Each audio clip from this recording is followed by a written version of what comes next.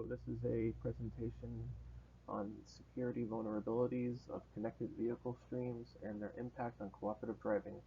This is for the CS6263 Introduction to Cyber Physical Systems Security course, presented by myself, Vincent Giannone, on today's date, July 25th, 2019. This paper was released on June 1st of 2015.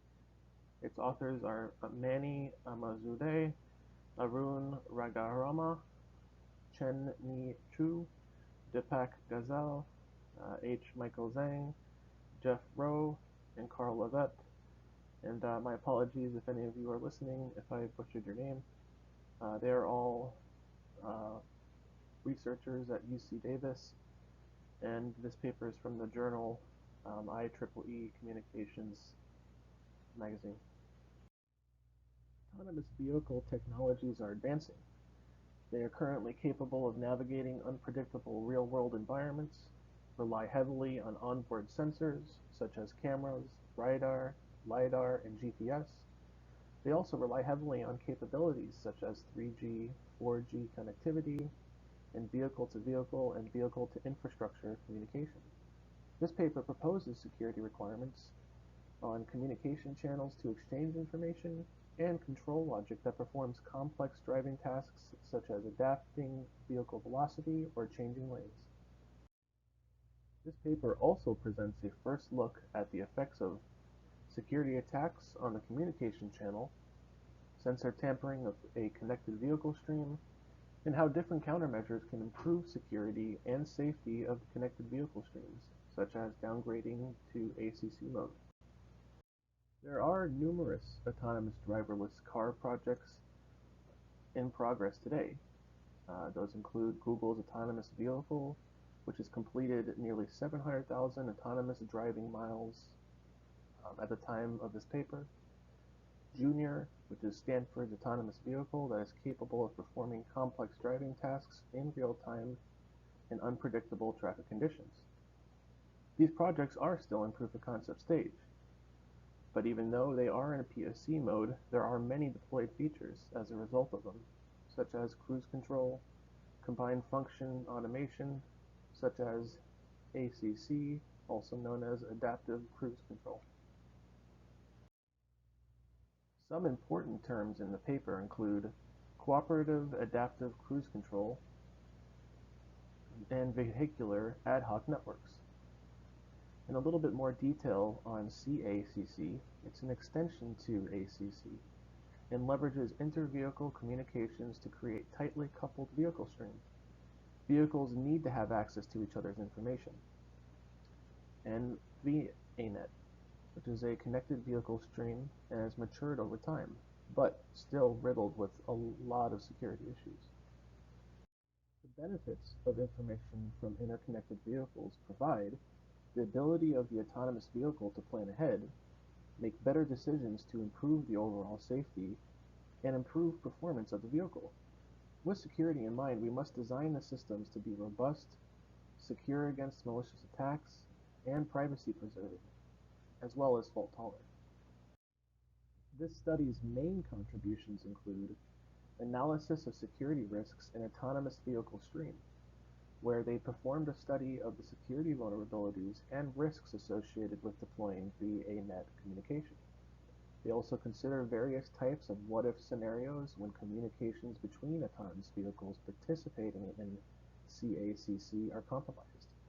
They also explored the limitations of these methods and possible ways to alleviate negative effects. They also did a quantitative analysis of security risks, where they developed an open source simulator, VENTOS, standing for Vehicular Network Open Simulator, and studied VANet-based traffic applications.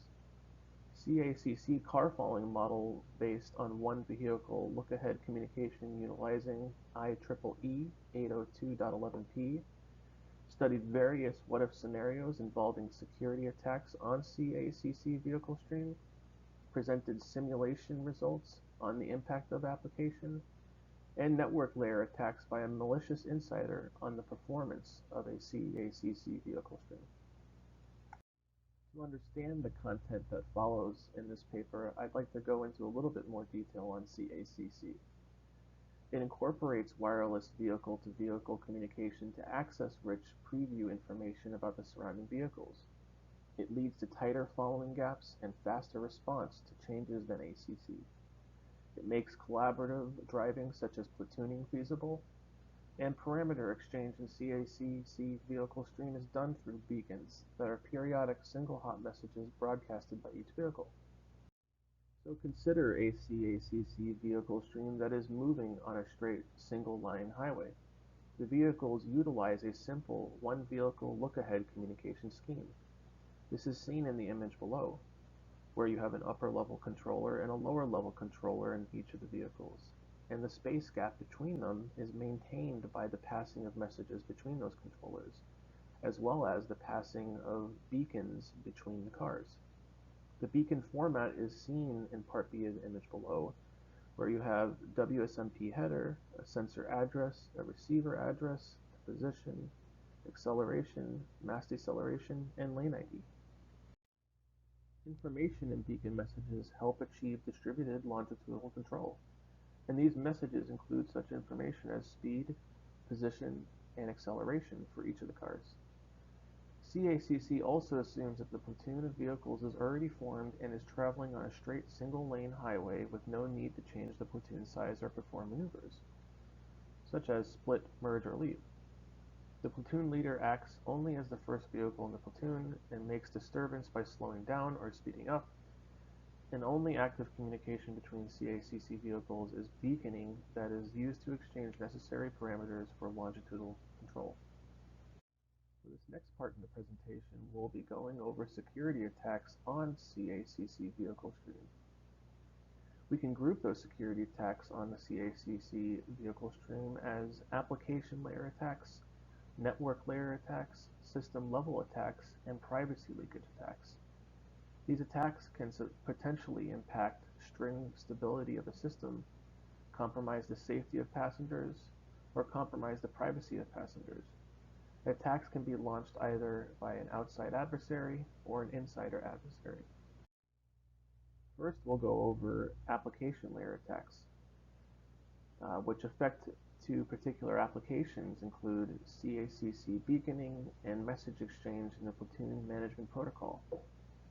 And there are an adversary set of tools for application layer attacks, and these include message falsification, also known as modification, spoofing, also known as masquerading, and replay attacks. Impact of such attacks include temporary instability in the vehicle stream and lead to rear-end collisions. A message falsification attack is where an adversary starts listening to the wireless medium.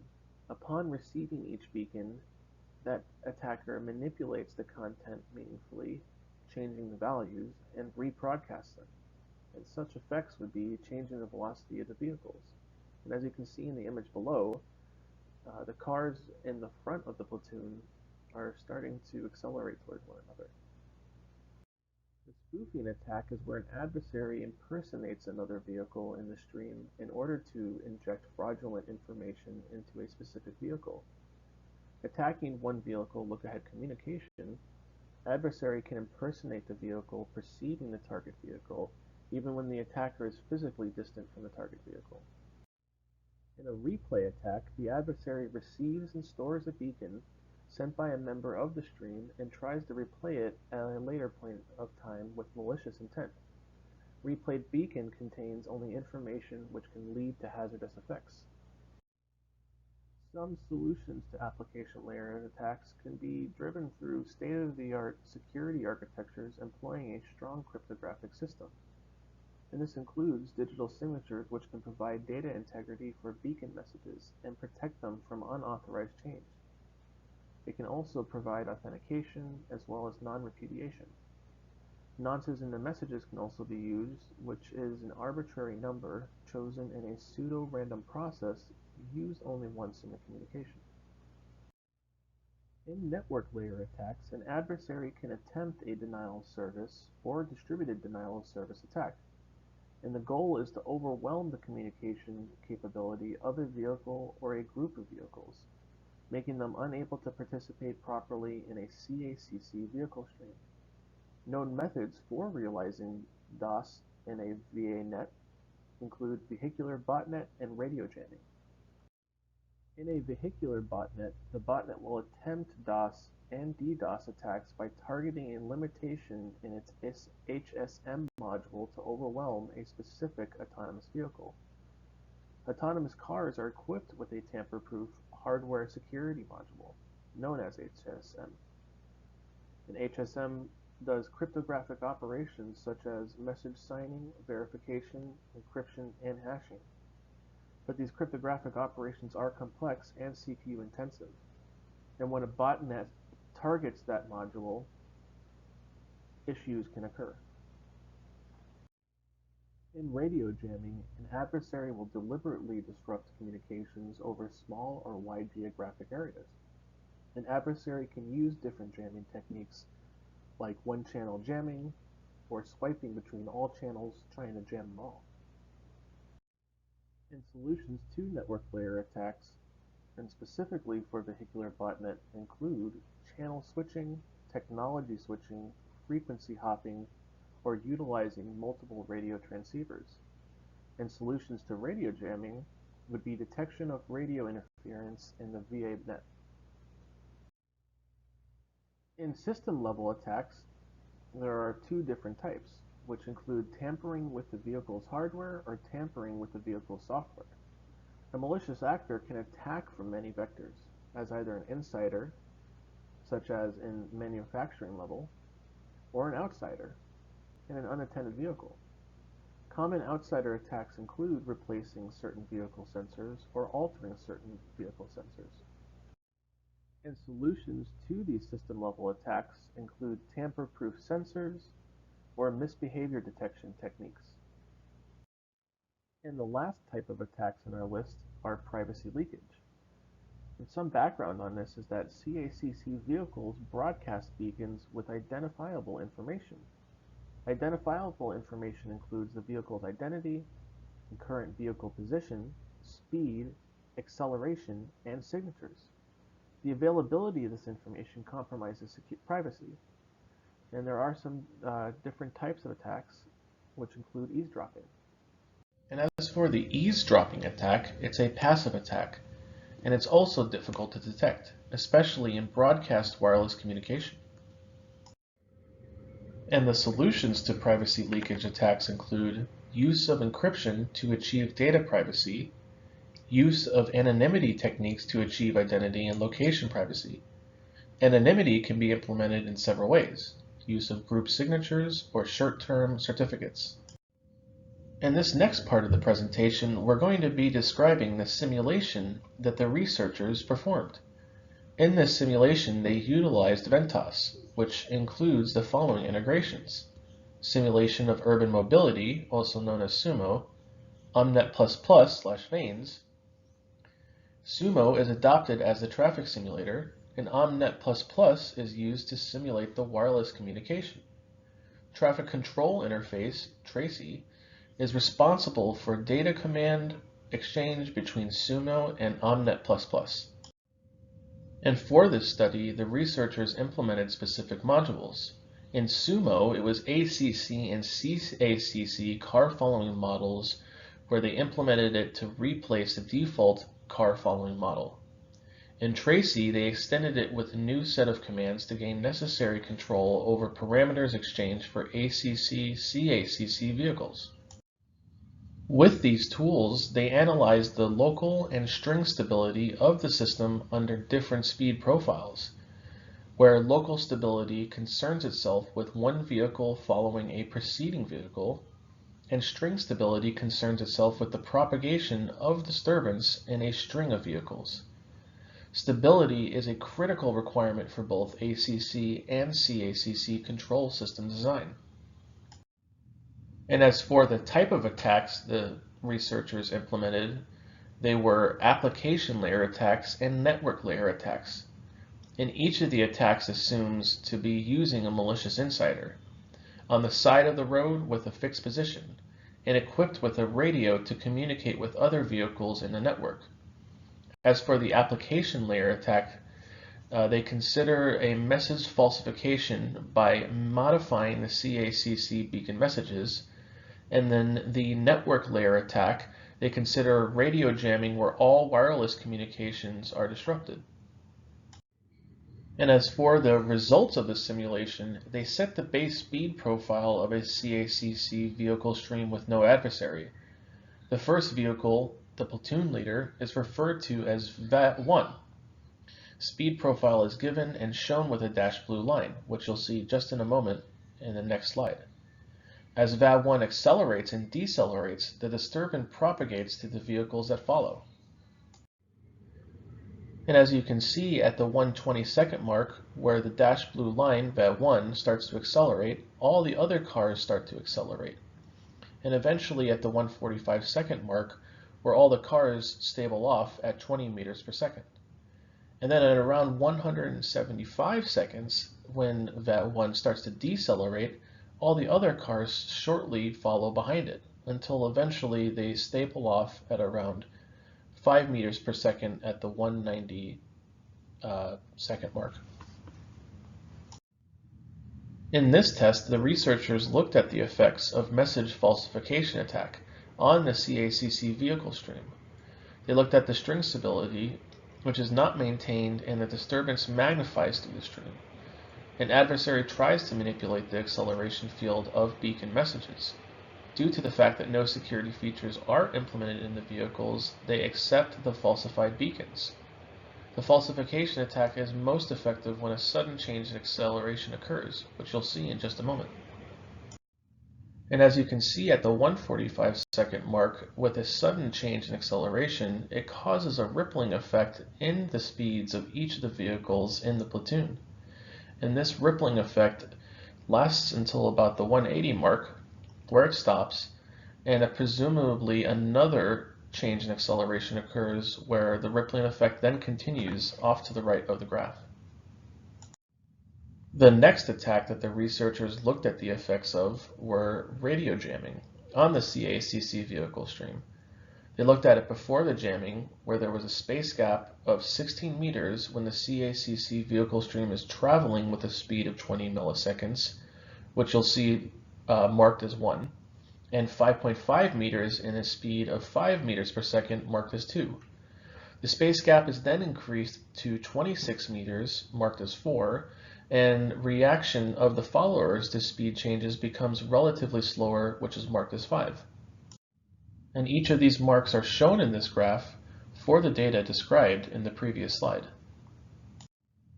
And for the last part of this presentation, we'll be going over the potential countermeasures for detecting malicious behavior, possibilities to help secure CACC vehicle streams by detecting the compromised or faulty sensor vehicle. In the paper, they propose a local plausibility check, or wearables and mobile devices, or voting. As for the local plausibility check, they check whether the incoming information is plausible or not. If a sensor is not reading within its normal range, it's assumed that the sensor may be faulty or tampered with. Incorrect information can be either discarded or interpolated from the past correct information. Another possibility is deriving the information from other relevant sensors, such as velocity can be derived from the engine speed sensor. As for the wearables and mobile devices countermeasures, there are many wearable devices that are currently on the market. Google Glass, smartphones, tablets, and they all carry a wide array of sensors, including cameras, an accelerometer, or a GPS. This creates a rich opportunity for developing applications which can potentially improve the security and safety of the system. A driver or passenger can act as a verifier for the belief generated or received by the vehicle. A wearable device can construct this belief from its sensor data. The position of the vehicle, velocity, and acceleration can be a part of this. If we cross-check the belief with data computed by the vehicle, a discrepancy is an indicator of a security compromise of the hardware or software in the car.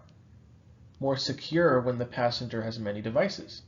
And this is possible to fuse the sensor information from these devices to construct a more well-formed belief, which can then be checked against the vehicle's belief. And for the last countermeasure, voting, it is a collaborative decision-making technique, and it is more effective in scenarios where there are multiple vehicles in a group that are coordinating with one another. A group of vehicles can be defined as nearby vehicles driving within a geographic region or members of a vehicle platoon. Vehicles then perform a trust computation and then vote for or against keeping the vehicle in the group. And this needs to be done at regular intervals and therefore incurs communications overhead. And as for the conclusion of the paper, the researchers mentioned that mainstream car manufacturers should be concerned with security of autonomous vehicles, and they specifically point out Tesla, BMW, and Audi. They also mentioned that addressing security issues will become very important with time, especially with the increased reliance on sensors and computer software taking driving decisions for passengers. And in summary, this paper's focus was to gain a better understanding of security risks involved in connected vehicle streams, analyze different security attacks on a vehicle stream, as well as discuss the possible security design decisions which will need to be taken to ensure safety of the system. And thank you so much for watching this video.